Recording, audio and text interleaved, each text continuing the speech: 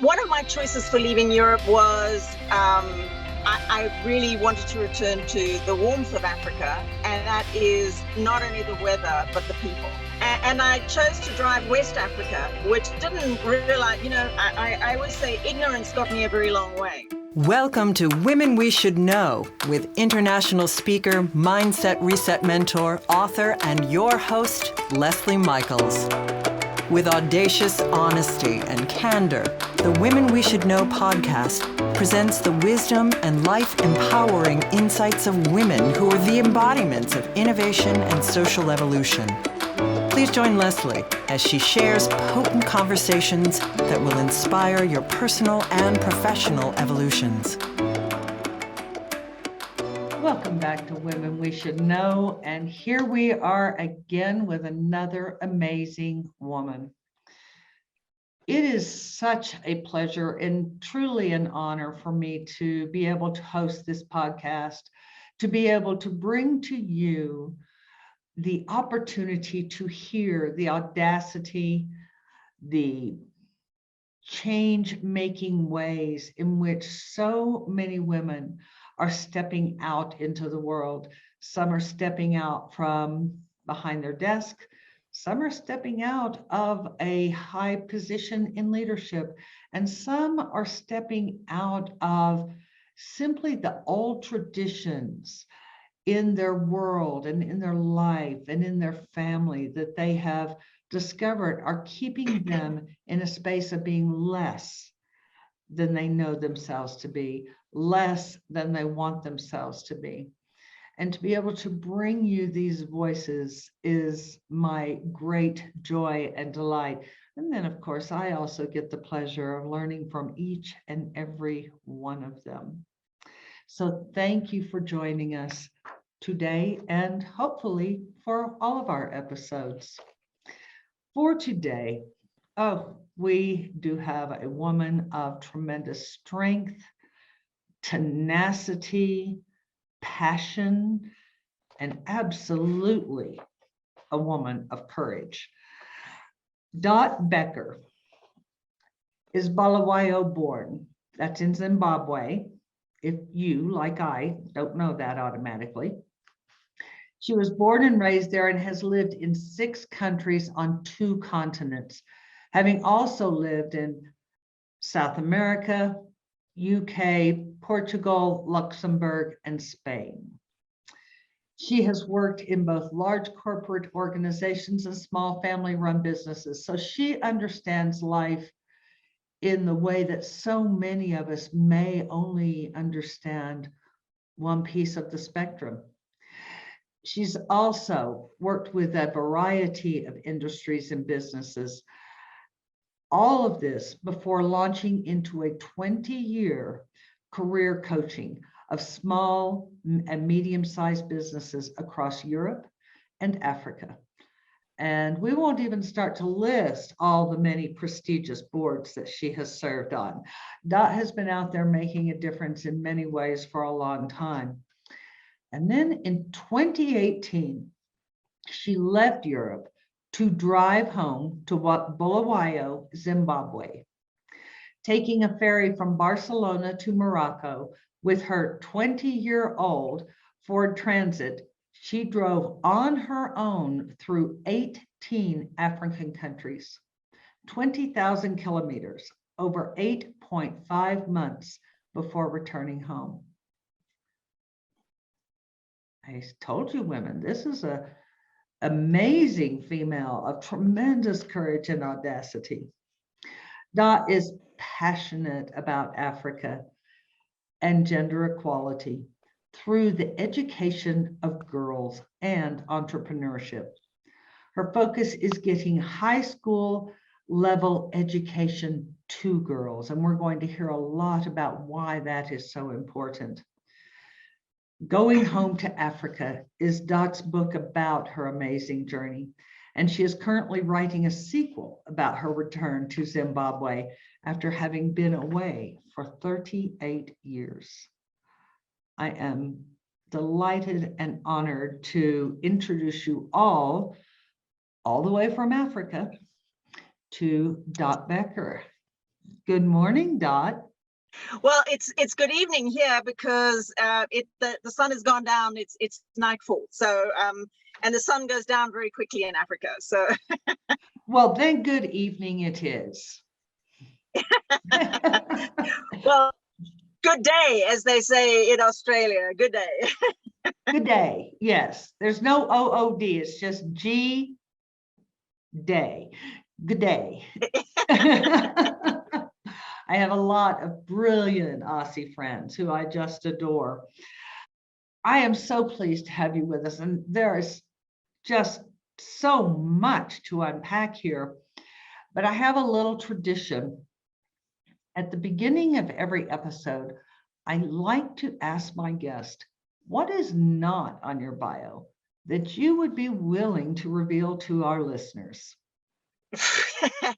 Well, I'm 63, so I've done a lot, and I've lived, as you've heard. Except I didn't live in South America; I lived in South Africa. Excuse me. I've lived in a lot of. Yeah, that's okay. um, I've done a lot of living, I can honestly say. I think I have. What would I say? That's not in my bio. I think the one thing that I hope women will. I don't like to start with any conversation about, I'm married and I have children. Firstly, I chose not to have children, and I think that's an important choice today, because we still seem to be in a world where women feel they have to have children, and I want to make sure that women know that choosing is fine, and I don't regret it. I don't know, I missed that gene or something, but I definitely don't regret not having children. Me too. It's given me an enormous it's given me an enormous amount of freedom, and given me lifestyle. Not, I won't say I've ever been rich because of it, but I certainly have had freedom and made different choices because of that. And the other thing is I've survived both being a widow and being divorced. So I left on my journey because I left a 22-year marriage, and it was increasingly unhappy. And I was 58 when I decided to leave, and I literally left everything behind and started a whole new life. So I want women to know that you can survive both of those things. That's great. We can survive so much more than what our society and our small cultures will tell us that we can survive. So thanks for that.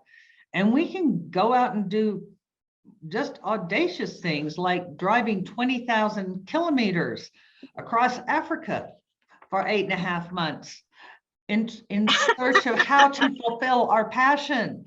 Okay, now, first of all, let me just, if I had a hat, I'd take it off right now and say hats off to you for doing this in a 20-year-old Ford Transit.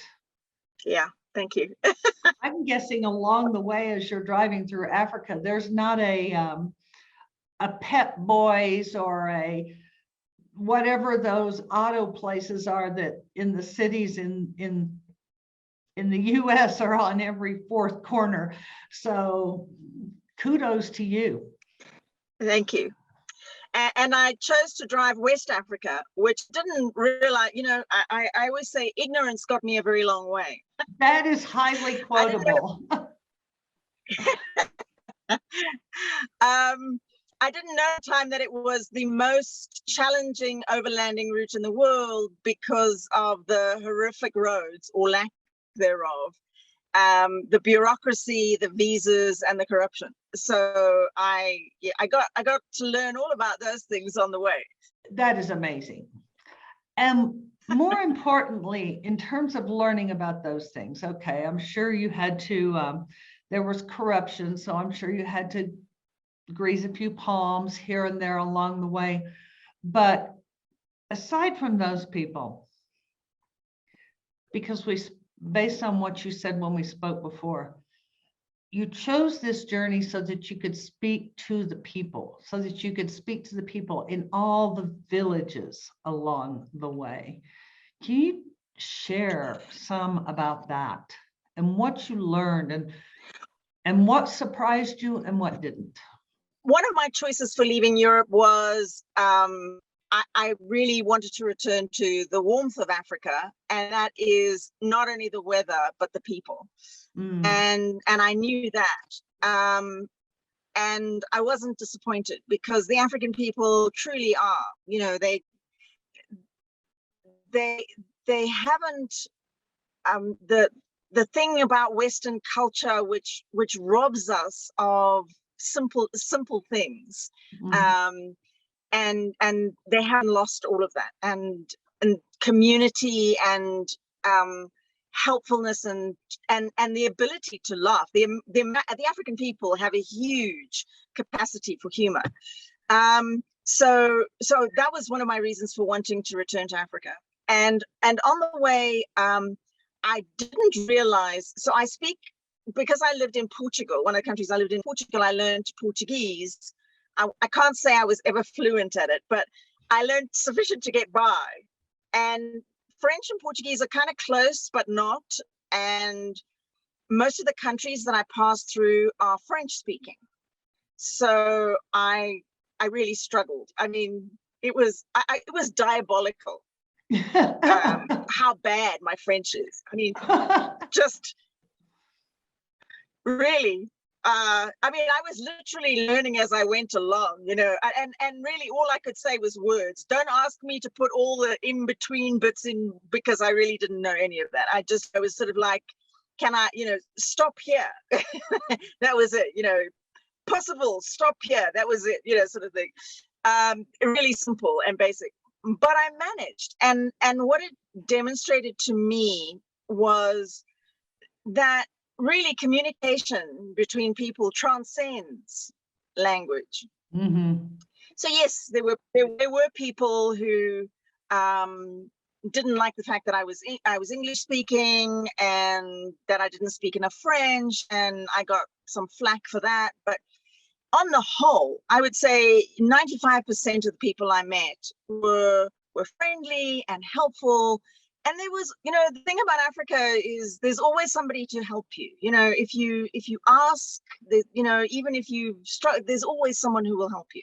I mean, I coined the phrase on the way, because like you say, there are no fuel, petrol, garage, what do you call it? I have to remember which English I'm speaking here. So fuel stations. Yes.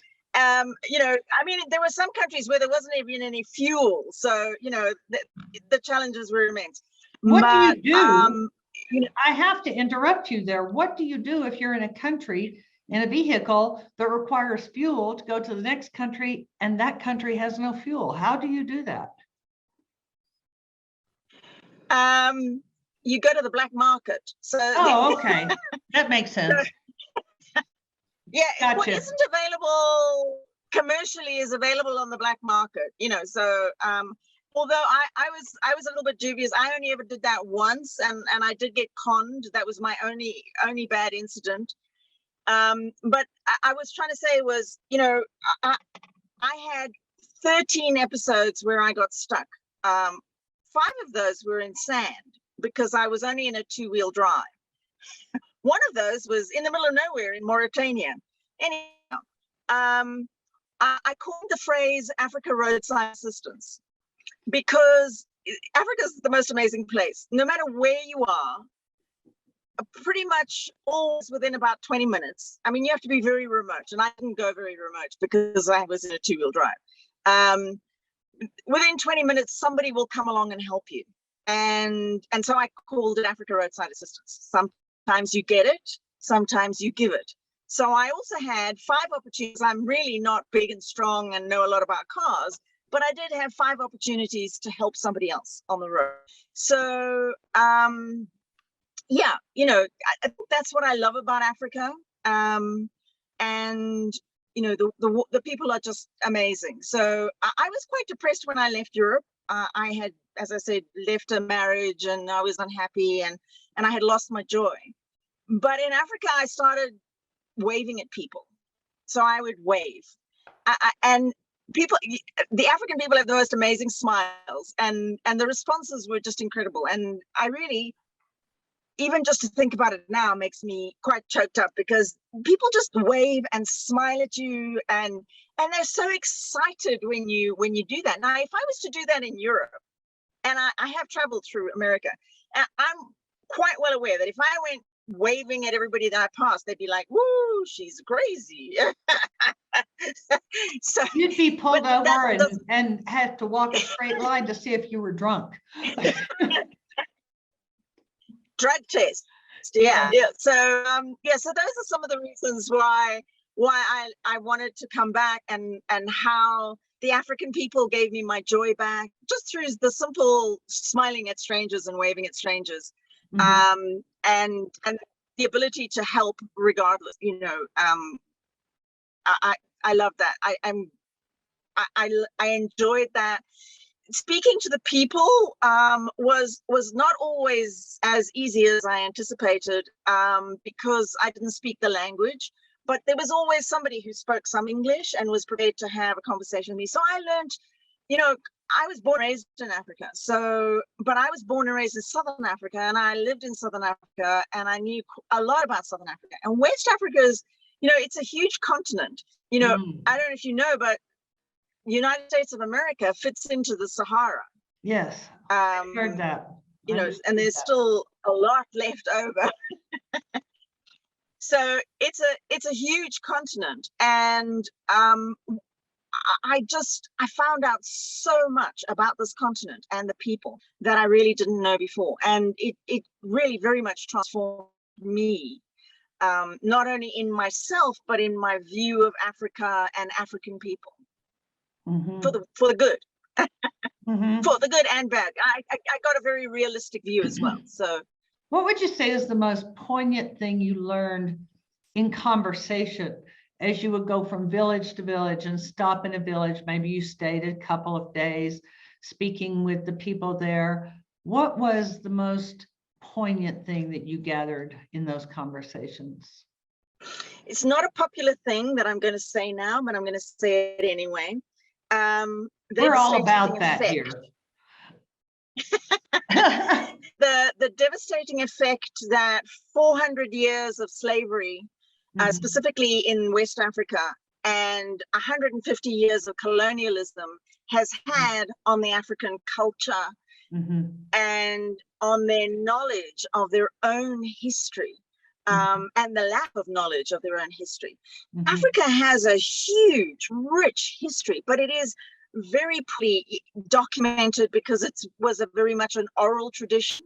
And so it's very, very sparsely found. But there were kingdoms that were immensely wealthy, and constructions. If you look up the history of the Benin culture, the Benin Kingdom, which actually sits in Nigeria. So the city of Benin is where the Benin Kingdom was. That was an amazing culture. And I tried to find some of these as I went along. But what I found was the indoctrination of, so the 400 years of slavery, the 150 years of colonialism, and the injection of two religions into Africa, which are Christianity and Islam. So the Africans already had a monotheistic religion. They already believed in one God. And I was told by a missionary that's why they were so easy to convert. But they have lost so much of their culture through these influences. And that was, to me, immensely sad. So I'm constantly on the warpath, so to speak, to encourage African people to speak to their elders, to document every single thing that they can find, that they hear, that they know, and to make that more publicly aware, available by writing about it, because there's not enough of that in this continent. That's it's not surprising, and yet it's astounding. I couldn't go to any of the slave the slave outposts and view them. I just, it's the same reason I couldn't go to any of the Holocaust camps. I just can't. I can't. I know of the horror, and I understand the horror. I can't visit it. Exactly. But it is in West Africa, certainly in countries like Guinea and Ghana and Benin, and I didn't experience it quite so much in Cote d'Ivoire, but it's tangible, the impact that this has had on so much of their culture. Mm-hmm. Now, I know when we spoke that one of the things you're really focused on, let's get to the girls.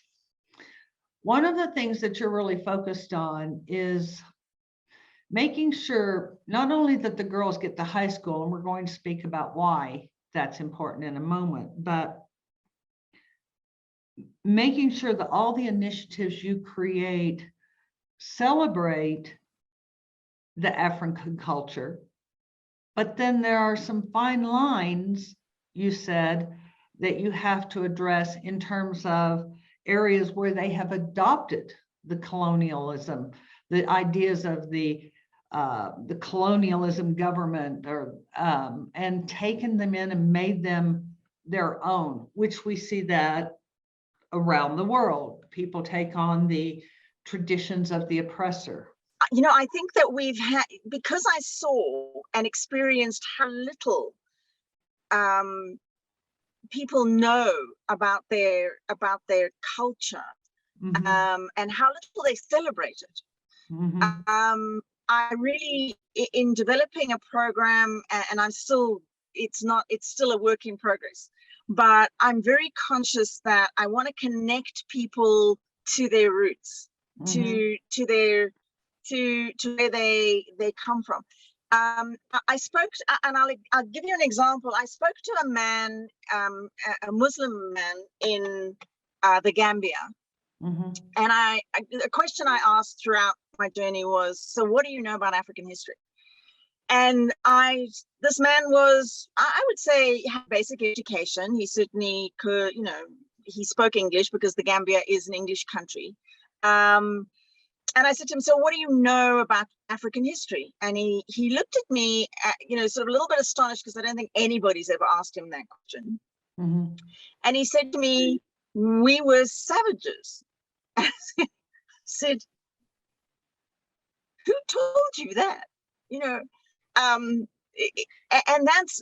the sad part of that is what remains of the oppression of, the thing I like to say, I like to remind people of, especially women, is that if you think about it, for just on 100 years, we have had suffrage, yeah?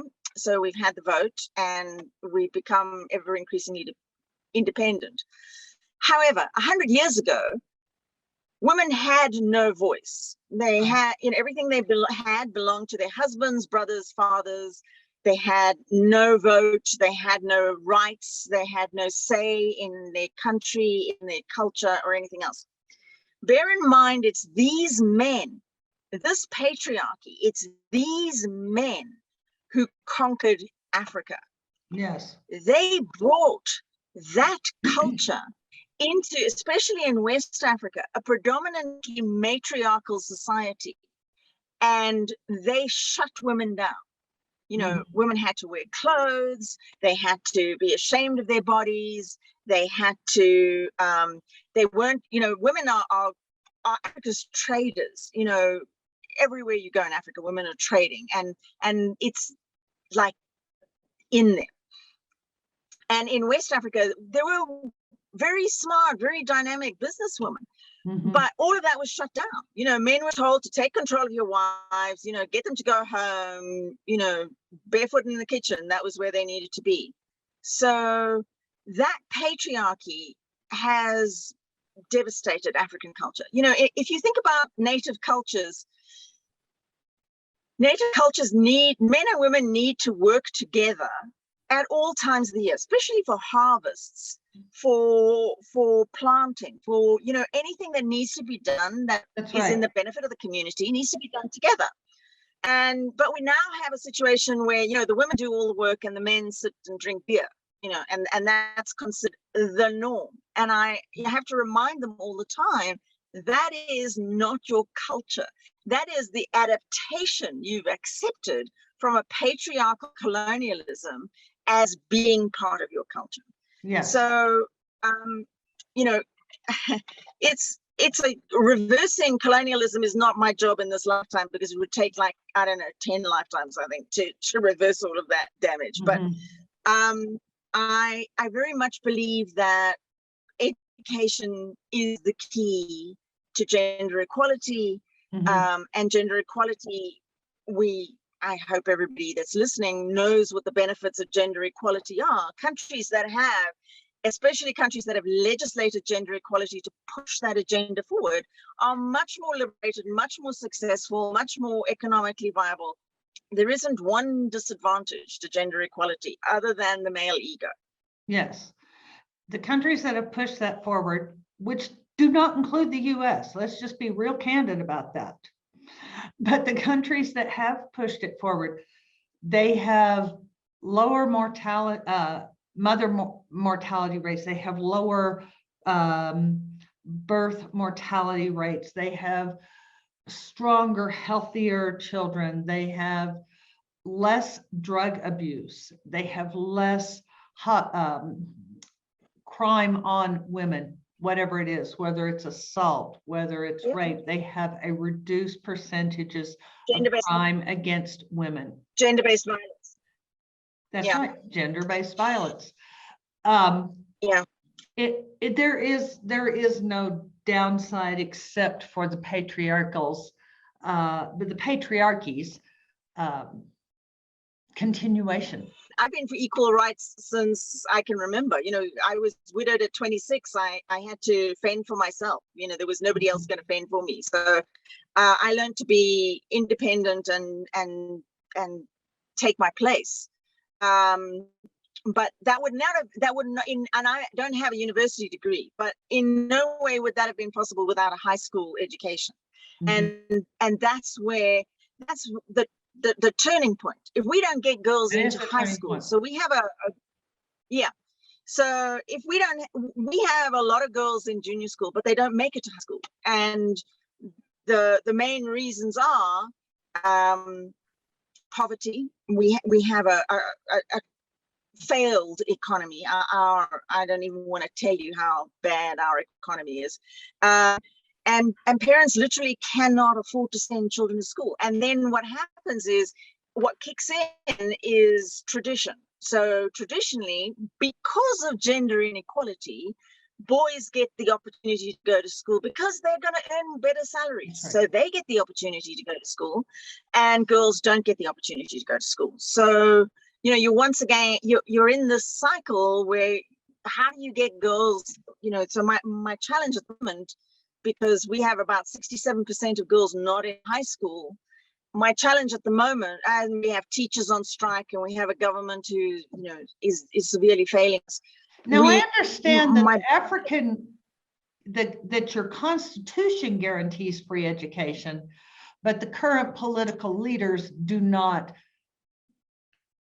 hold themselves accountable to that.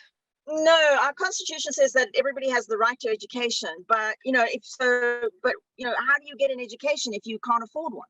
Right. So, that's and it is dire.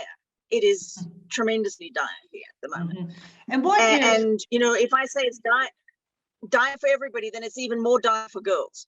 Just because everyone on earth can only understand things from their own perspective until they educate beyond that. And there are a lot of financial issues, and we have people listening from many countries. To give them a point of reference how dire it is, what is the percentage of inflation in Zimbabwe at this point? They stopped measuring it about 2 years ago at 700%. Exactly.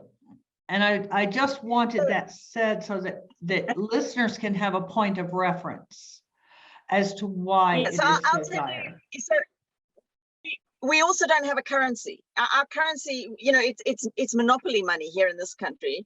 Right. And most of our money is traded on the US dollar.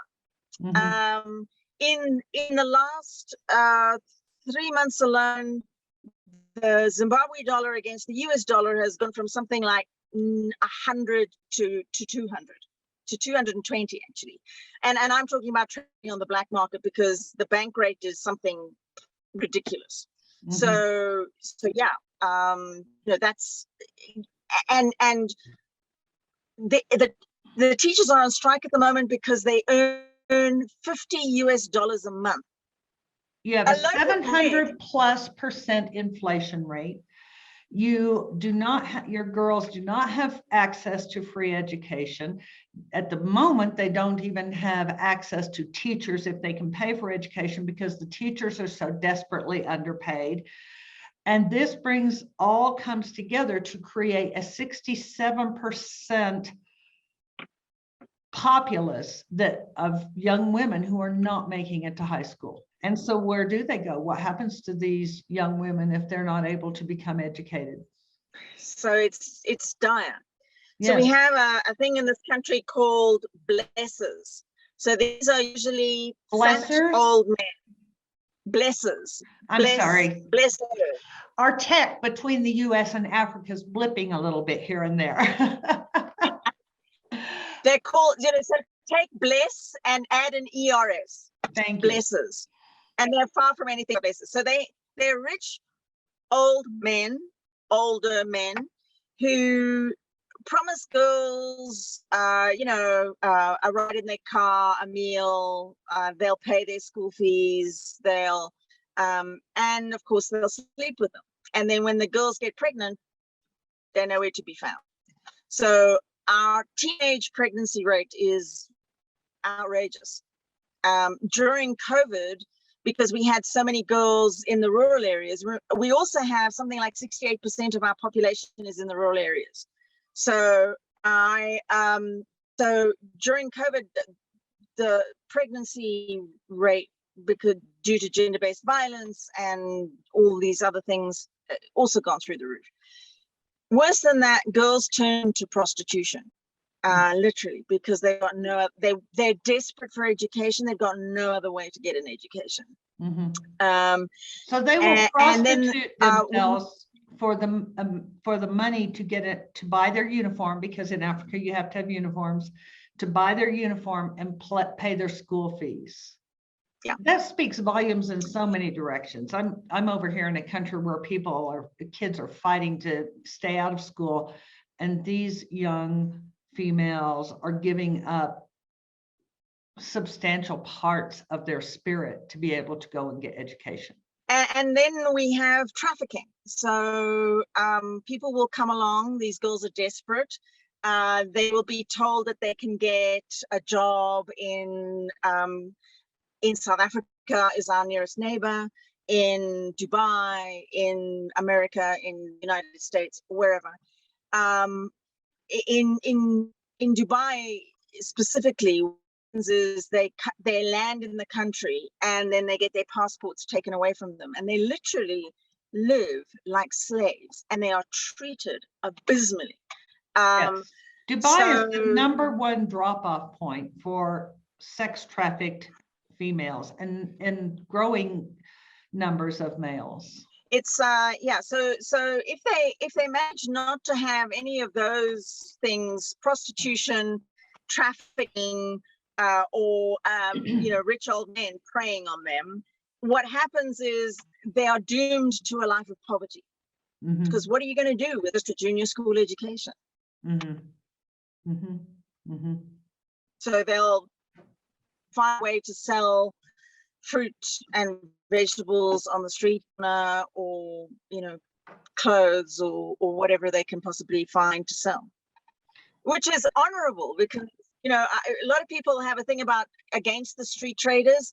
Me, I'm like, I support the street traders. In all the places that I usually hang out, go to shop, all the guys know me, or the women know me, and they all come to me because I know them all by name, and I talk to them, and if I can afford to buy them a loaf of bread, I will buy them a loaf of bread. If I can't, I tell them I can't. But, I'd rather support these people who are trying to earn a living than they're not going around breaking into my car or stealing from me, so or anyone else. So these young women, young girls, they're not even women yet when they get out of junior high school. They cannot get a high school education. They lose their ability to earn. And they also... Because the ridiculous thing here is girls, no matter what kind of job, even if you're a server in a restaurant, people want, so we're on a British schooling system, so we have O levels. So that I don't know how so that's about a 17, 18-year-old girl. That's about a high school education over here. Yeah. So, they qualify with that. They have to have that just to get a job as a driver or to work in a restaurant. How do you possibly? Right. So it's a way of keeping the caste system alive and well. Well, we kind of don't have that. We have a tribal. We don't have a caste system, so we do have issues with tribalism. And I'm living in an area where there's, the least favored tribal area in the country, or one of the least favored tribal areas in the country. But yeah, you're just not encouraging people to learn a skill or to learn to anything. So without a high school education as an absolute minimum, their chances of getting a job, and by the way, apart from the horrific inflation, we have something like 95% unemployment. It is. So they're going to have to get their high school education, and then they're actually going to have to leave the area to either get a job or further their education in order to have employment. So, well, we have several million people in South Africa where there's huge xenophobia at the moment against them. We have people in the United States, in Canada, in the United Kingdom. A lot of them have fled through political violence, which there was a lot of a few years back. And we're coming up to elections, so we're expecting that kind of thing to happen again. Mm-hmm. But we have a lot of people in what we call the diaspora. And actually the whole country exists on those people working to send money home. What is your plan? I know you've built a foundation. You want to help get these girls through school, which requires providing them a uniform, and then also being able to give them the pocket money that they don't need to go out and earn so that they can go to school. What is your strategy? My strategy is to completely and utterly rethink education. Mm-hmm. We are in this country and throughout the whole of Africa, we are never going to be able to build enough schools. The population of Africa is going to double in the next 30 years. Mm-hmm. We are never going to be able to build enough schools, have enough teachers qualified, have enough desks and chairs and books and all those sorts of paraphernalia. Mm-hmm. It's just not possible. So we're still mm-hmm. going to continue to fail our children mm-hmm. if we do not rethink education. So mm-hmm. in rethinking education, I came to this issue a little while ago when I started during COVID. The girls that I sponsor were not getting educated because they live in the rural areas. I haven't got signal for them. I haven't got access to tutors or anything else for them. So what happened was I took them out of school and I put them online. Firstly, I put them online on a better schooling system. So they're now on Cambridge instead of ZIMSEC. ZIMSEC is our local education program. And that gives them a better chance of getting scholarships for A-levels and better chance for getting scholarships for university. I have given them devices and I pay for their data and I pay for their online tuition. And that's how they are now working. And I am struggling at the moment to work with the local internet companies to the area that I'm going to be living in, because I'm going to be living in the rural area, is to get signal out there, because if we get signal out there, we can do the same thing for numerous girls. And I don't need to have a school. I also don't need to build a school. I can use all of that money to get educated. So building schools is a costly job. Plus, I have to go through all the bureaucracy that our government puts together and all the rest of it. This is why I just leapfrog technology into education and done. Right. So put up a tent, put up some benches, put a bunch of laptops on there, and they can educate. Exactly. A tablet is all they need. They'll even work on a phone. There was a guy delivering Zimsec local education in COVID on WhatsApp, on a phone, on phones. So anything is possible, but we can do that with technology. It's obviously an investment, because to the other side of this is the only people in education making money are the people selling uniforms. You said that when we were talking, and that is absolutely abhorrent. The only people in Africa making money on education are the people who are selling the uniforms that kids cannot get an education without. If I take them online, I have a plan to give them a couple of t-shirts and a couple of skirts. I've got a brilliant plan for some reversible skirts, which are local fabric. They don't all have to be exactly the same, but the t-shirts can be branded, and that won't cost me more than like $25. Right. School uniforms are hundreds of dollars. It's and then they need lab coats. Well, that's and they need definitely a carryover from the British Empire, because they're still wearing uniforms over there. Yep. Throughout Africa. And I'm saying let's rethink this. Your plan sounds brilliant and feasible, and more importantly, it sounds sustainable.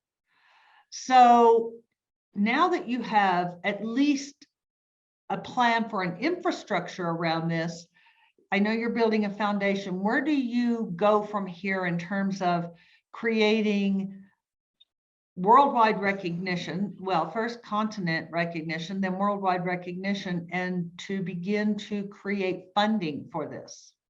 Well, the many facets of my life. Yeah, I'm kind of like the ideas person, and right now I'm the ideas person, the implementing person, the fundraising person, the everything person. But just one thing before I continue is, alongside the online education, I have discovered that education is not enough. And I am working with a couple of other volunteers who have better skills in this area than I do. But we're putting together a life skills program so that we can develop confidence and decision-making and critical thinking. So we're doing this in phases, and we're working on phase 1 at the moment. And then we want to roll that out and offer that to girls so that they can actually enhance their education, because education is just not enough today. It's not enough. It's fine to do no matter which country you're in. Just basic education is not enough. So my plan is at the moment I have some girls. I'm doing some local fundraising to try to get more girls.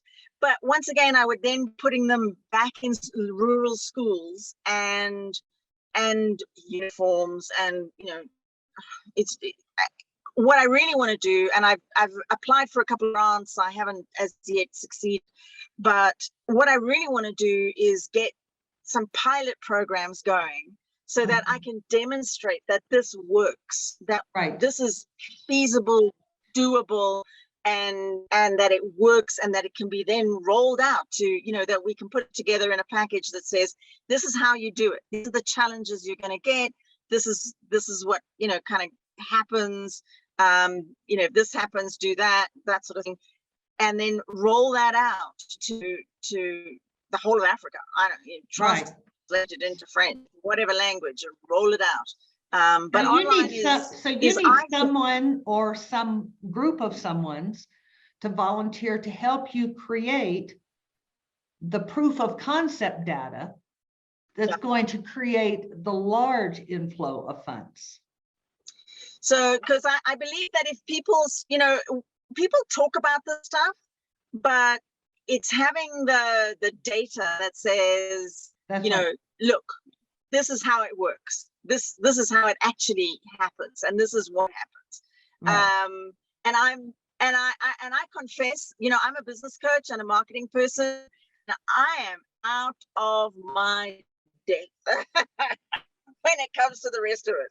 So that's probably the main reason you'll succeed, because you have the courage to say, okay, I'm out of my depth. I know this piece, I need help with this piece. And that opens the door for that other piece to come in.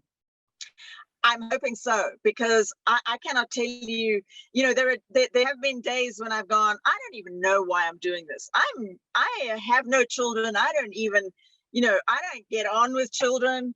Why am I doing this? I think I should give it up. And then something still drives me to not give it up. I'm happy to hand it over to somebody.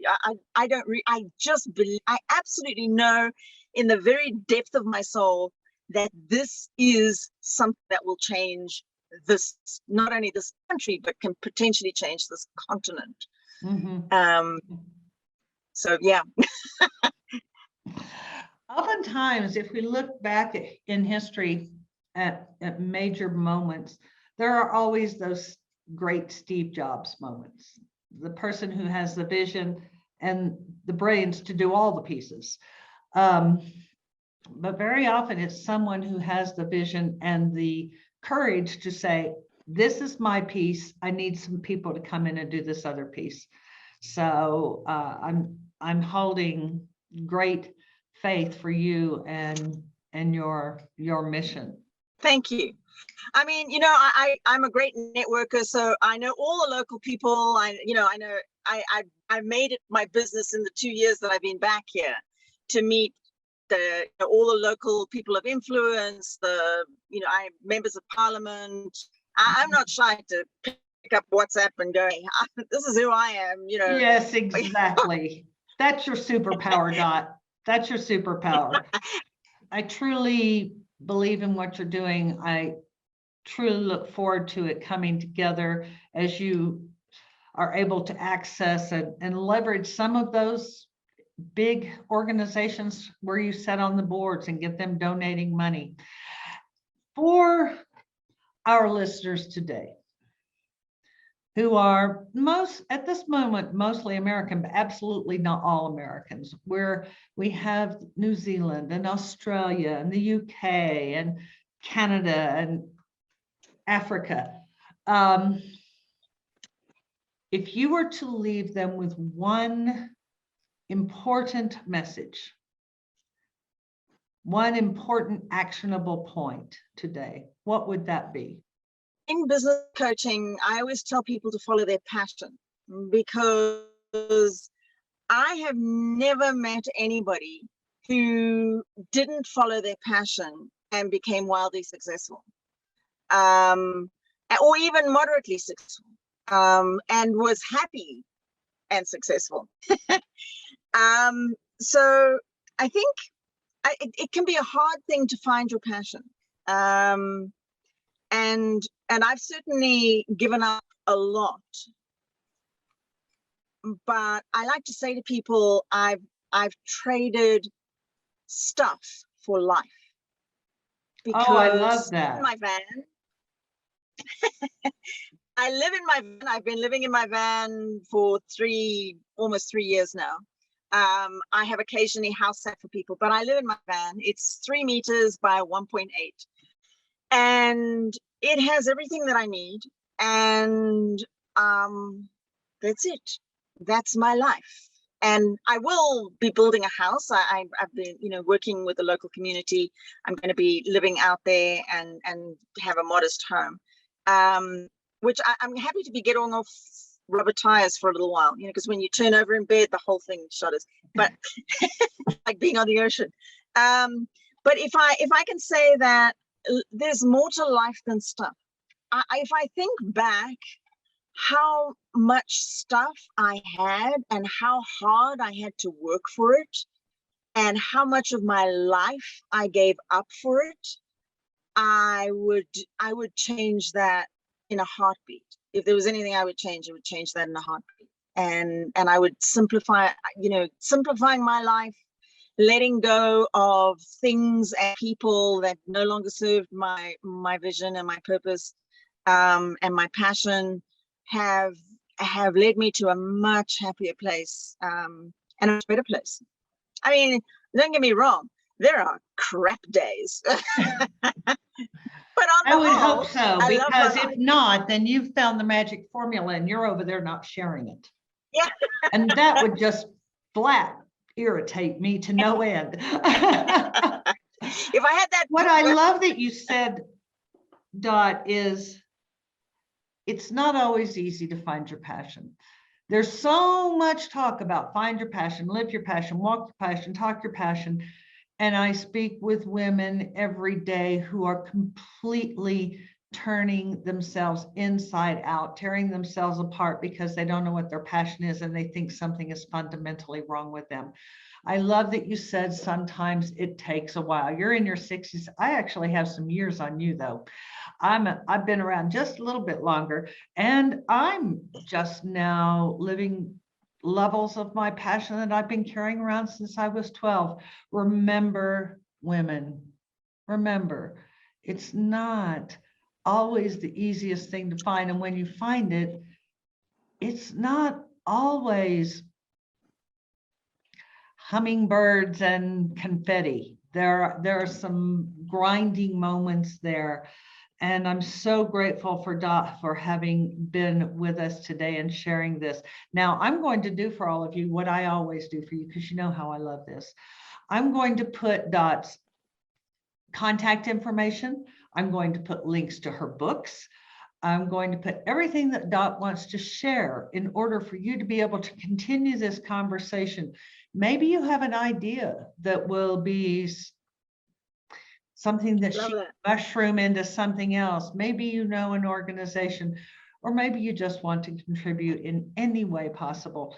Or maybe it is just that you're going to contribute by going forward and taking that nugget that you gained today, taking it into your personal world and creating an action point that expands your life and the life of the women around you, whatever it is.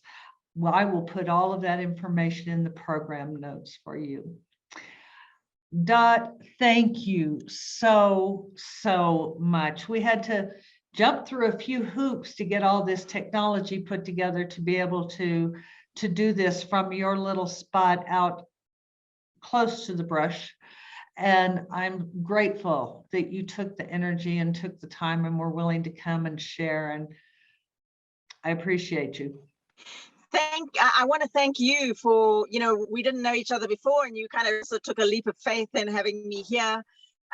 Really, thank you for giving me a platform to vent, which is my favorite thing to do. and to share my passion and my ideas. So thank you, and I wish you every success you're doing and inspiring women to move on. Thank you so much, Dot. Yes, I'll have to drop Heather a little note this afternoon and thank her so much for introducing us. But that's how women connect and do powerful things. When we are willing to share, when we are willing to network, when we are willing to say, hey, I know a woman you should know, and to not be so protective and to not be so isolated. Yeah. This is what I invite all of you to do every day, every time we do a podcast. So as you go forward with your day, I just want you to remember this, please.